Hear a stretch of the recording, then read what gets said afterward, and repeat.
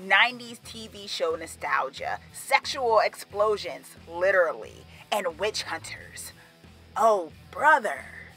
Charmed, Season 1, Episode 14, Review and Breakdown.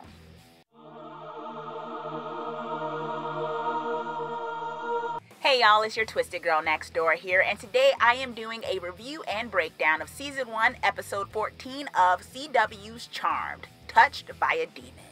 Okay, so if you're new here, the way I go over the episodes is that I give my overall impression of the episode, the happenings, as in what happened on the episode and my thoughts on it, ship talk because I do love talking about relationships, best line, as in my favorite line of the episode, and then predictions.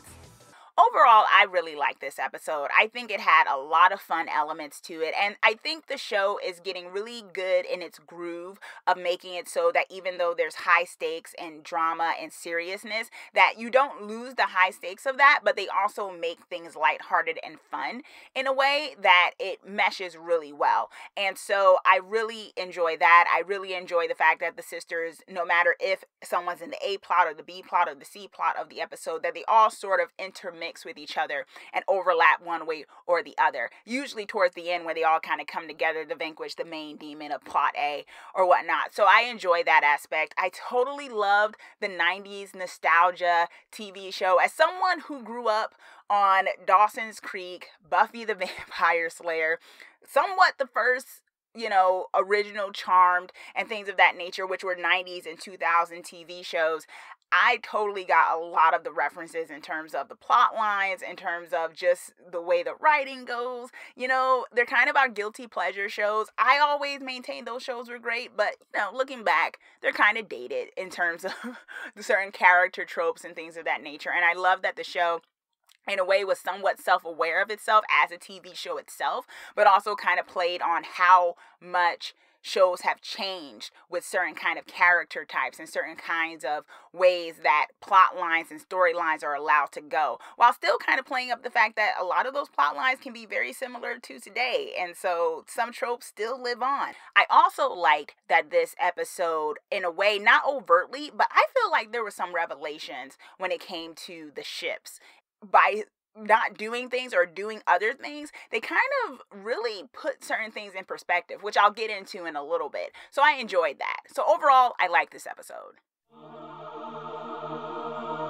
Macy causes the Heavens Vice outbreak, and 90s nostalgia TV takes over their realm. So what starts this plot line is the fact that after 29 something odd years, Macy's demon side blood percentage, who knows how large a percentage it is, starts to kind of rear its head. And maybe that's because Macy has started to use her powers more. They don't really explain why after 29 years the demon side suddenly wants to start coming up. My guess is that because she started using her powers, right? And the whole power of 3 got initiated or whatnot, that maybe that is intermixing to warp up the speed of the demon side taking over. So we see that her pain sensors are dulled, and basically she's burning herself and can't feel it. That puts Macy in a position where she's like, should I go to Charity for help? One of the elders, one of the White Lighters. And so it puts them in a weird position because of what's going on with Mel and Jada and the Circana, and Mel more and more not trusting the elders and what they're keeping from them and what they're not keeping from them. And so this puts Macy in a weird predicament. So she kind of does some escapism, as we all have done before, where we just kind of watch our favorite TV show or our favorite book, read our favorite book or something like that. And she does it with Heaven's Vice, which, oh my gosh, that plot line. Not that that's not something we've seen before, right? The Hope brothers, they're angels. One's a bad guy, one's a good guy. Basically, the elixir, Marisol's elixir of escapism or whatever it was, pushes over and it goes on the Wi-Fi, and that all heck breaks loose out of that. And in the mix of that, Macy kind of finds her voice a little bit. We see some new Macy power, or more force behind her power, which I really dug. And so in the end, after all of this happens and they eventually kind of rectify things, and Gideon and Levi go back to their world or their reality, maybe it's a real reality and it's just a TV show to them and vice versa.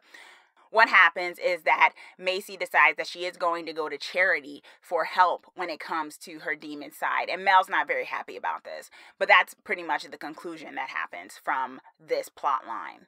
I totally, I mean, you know already, I enjoyed the Macy and Harry team up. I think they make a really great team. And I think in this instance, Harry gave her a lot of encouragement while giving her the space to be strong. And I'll talk a little bit more about them in my ship talk, but it was a very nice addition to the plot line.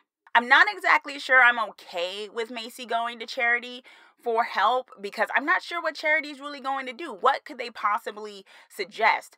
At the same time, though, wasn't Galvin supposed to be finding a cure for her? So why is she suddenly wanting to go to Charity? So is she, like, not believing that Galvin can help her? There was just a lot of weird stuff with that ship in reference of him not even being on screen, but I'll get to that more in my ship talk. But you know, it was interesting. I don't think this main plot sort of connected to everything. If nothing else, it was more so Macy realizing she can't avoid this situation much longer because she tried to do escapism through the TV show, and literally she could not escape through the TV show. And so the conclusion was she has to face this head on. And so she's decided that she wants to face this head on with the help of the elders, Mel and the witch hunters. So this plot line was more so about Mel, Jada, and Nico, but there was some plot in reference to the overall world and universe that they found themselves in that I kind of want to, pay attention to a bit in this segment, which was the situation with, one, Mel discovering another aspect of her powers by the help of Jada. I mean, that was pretty cool, right? I always love when the sisters find new powers because it's just so, first of all, I just think it's innovative and interesting the way that the writers are finding different things that they could do with these powers as we go along and surprising us sometimes. And sometimes kind of confirming what we know they can do. So it was cool that Mel discovered this power where she can actually age another object, where she can make it so that it's like, what does it look like 2 weeks from now? What does it look like years from now? Disintegrated, things of that nature, which could do some serious damage, right? If she wanted to, like, age a person or something like that, like just age them and make them 50, she could turn someone old or she could turn someone young, right? So there's just so many possibilities. Of course, in the realm of morality, you don't want to just, like, put that on anybody, but it's very interesting. I thought that was a significant thing. The thing with the witch hunters plotline itself, it was kind of a throwaway. I think all of that happened basically for Jada to be able to show Mel more of her power and for Mel to continue to have these suspicions about the elders. So that was the main thing I got from that plot line, was that Mel got a new power source and that Mel is still even more so growing more and more suspicious of the elders. Like she asked Harry, was like, did Charity know that there was a different spell I could have done that didn't make it so Nico would have been out of my life? And Harry couldn't deny it, right? He's a company boy. He's not going to say anything bad about the elders, but he's like, look, yeah, that might have been the situation. So far, I'm kind of Team Circana because the elders, they aren't looking too good right now. Maggie and Parker sent into the sex demon dimension something. This plot line, too, was more so of a ship plot line, but I do want to talk about the aspect of the very end of this episode where, as they were having that very kind of long sex scene, that they end up in some weird dungeon, like, looks like a demon sort of dimension, and somebody's woken up. I can't remember off the top of my head if we've seen this person before. Maybe we have. I'm not remembering, but someone's woken up. They have some type of symbol on their forehead, and there's a crow, a random crow, and she says it's time. So yeah, I was really confused. I don't know. I hope Maggie didn't get pregnant in that one moment, but and maybe that's what that means, or somehow their sex woke something up or put something in motion. I'm not sure, but yeah, that happened, and so I'm not sure. Maggie and Parker. That was a funny opening scene. Like, I was not expecting. I thought they were kind of going to make it so it just kind of came from her being, but they literally made it come from that area. And so I thought that was hilarious. I just think they're so bold with some of the ways they go about the magic and some of the lines they say. They're a cute couple. I ship them in the sense that I'm not against them, but at the same time, I am wondering where they flow into the bigger plot line. But we saw at the end of this episode, clearly something's going down. it was nice that, Maggie was able to get over her fears and talk to Parker, and they were able to eventually culminate and consummate their union. And so it was a nice romantic scene. I think they're a solid couple. I think what's going to happen with them is maybe just this idea. It's always the outside elements that get to them, right? They're very much compatible. It's just always something that gets in the way of them being able to be happy with one another. So they're still running solid, and I'm not against them. I'm just kind of wondering where it's going to go. Mel and Jada and a side of Nico. I thought in this particular sense that Jada was very understanding. She didn't seem jealous at all, which was interesting. One part of me, I'm thinking, wow, that's so great. She's so understanding. Of course, she'd be understanding if she found out that Mel didn't really want to break up with Nico, but it was more so she had to. And in that way, it was kind of like Mel telling her and being upfront with her. And even in that, Jada let her know. She was like, y'all could have done a different thing. You didn't have to make it so she didn't remember you. You could have done a cloaking spell. So that set off the whole thing with the elders as well, right?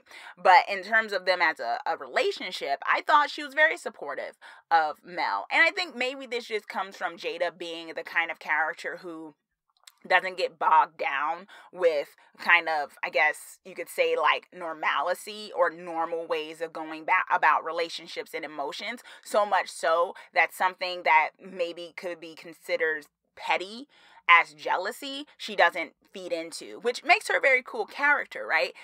I think that's good. They could have went a very tropey route with this and made it so Jada was insecure and jealous and shooting Nico the diddly eye or something like that. But she made it so, one of the things that was made was that Jada wasn't phased. She was like, hey, things happen.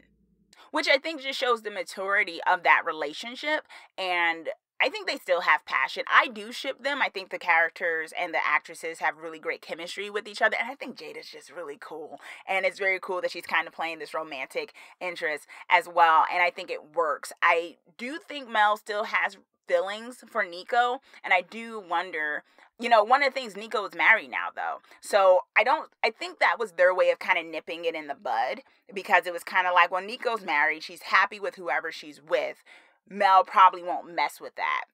At the same vein, though, it's kind of like, well, Mel still does have feelings for Nico. So what's going on, I think in some regard, Mel has closed that chapter with Nico, but if they keep making it so Nico keeps coming back around, that may start to be an issue, especially maybe if Mel can find a way of being like, I can reverse this situation. But like I said, them giving Nico a partner, that's someone she's about to marry very soon, might be the closing chapter on that, because I don't see Mel wanting to mess up that relationship if Nico found happiness.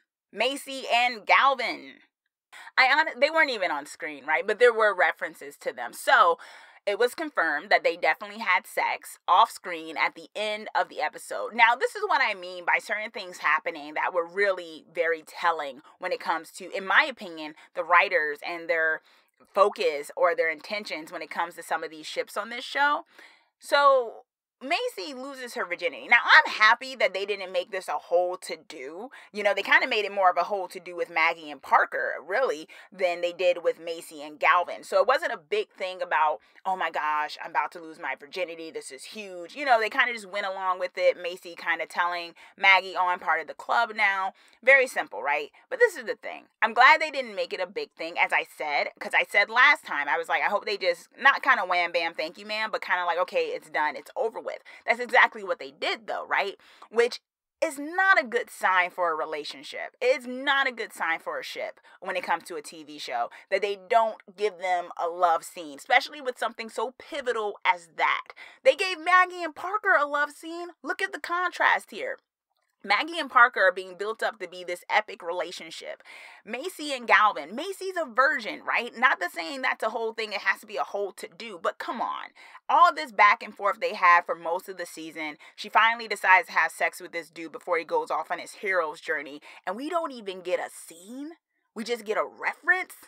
A kind of lighthearted reference at that. Oh, I made the bed levitate. Okay. Listen, I've been saying from jump, I don't think Macy and Galvin as a ship is long for the charmed world. And I feel like this episode pretty much just solidified that, because I'm telling you, I just don't think with writing and storytelling and narrative that you're going to just kind of have something like that happen off screen, especially when they've been back and forth for so long, and that being considered a good thing for that ship. Not to mention that Macy was totally flirting with Gideon. She was totally giving Gideon the eye, like serious. Now, you could say, oh, well, this is some dude she had a crush on when she was growing up. Okay, sure, but he's a real thing now, right? Why is she giving him so much eye? Like, you know, like, I don't even know why I tried to, like, reenact it. My bad. But like, seriously, that does not come off as someone who's head over heels in love with some other dude. It just doesn't. Macy and Harry. Oh yeah, we got our Hasty time. Hasty. Go Hasty. Go Hasty.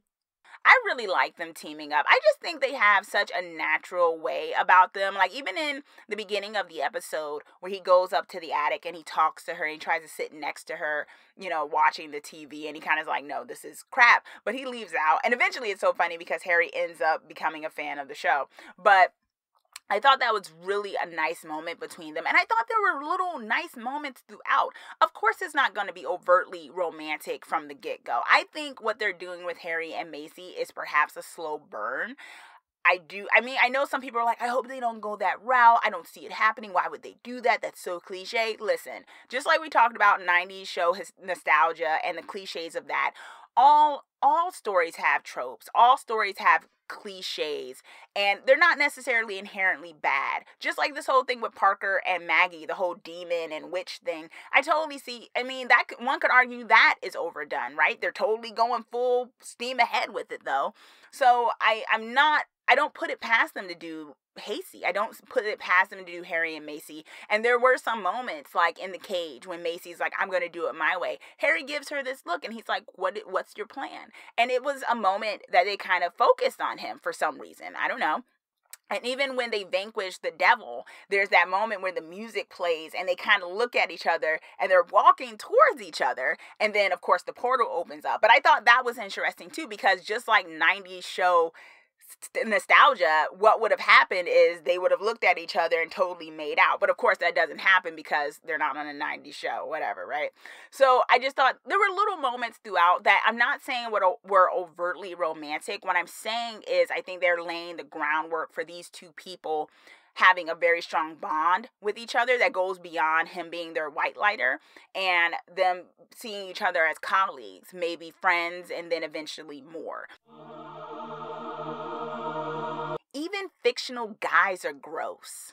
Oh my gosh, Mel, you are so right, girl. You know how many guy characters on TV shows and in books, usually young adult books, are so friggin' toxic? Like, and somehow they're played up like they're like the best guy ever. Yeah, what's up with that?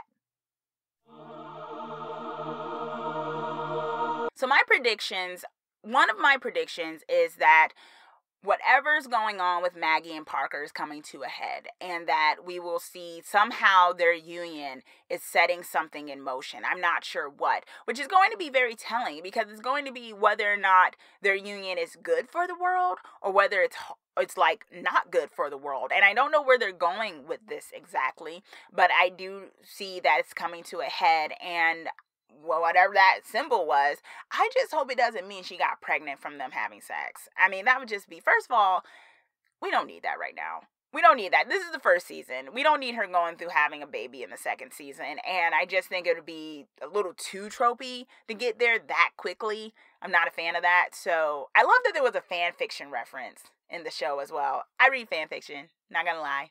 So yeah, that would be total fan fiction if they did that. Let's not do that. But I'm worried that that's what they're going to do. My other prediction is that Macy is going to have to eventually confront that demon side. I don't think she's going to get rid of it, though. I do think it's going to be a thing where it's very much just going to be a part of her. So I think what we'll see is maybe a new kind of hybrid. I hope. I think that would be a very cool and fresh take on it. And maybe they'll go that route. I just don't see why they would need to have to extract her demon side completely. What did you think of Charmed Season 1, Episode 14, Touched by a Demon? Let me know. Comment down below. Let me know your thoughts of all. There was so much ship stuff going on. Let me know, who are you shipping still? Who are you not shipping still? Do you think there is a future for Macy and Galvin? Is there a future for Maggie and Parker? Let me know. Comment down below. Let me know your thoughts. And also, be sure to subscribe so that you are the first to know when I post my videos of all things horror, dark fantasy, and dark superhero. Thanks for watching. Let's get creepy together.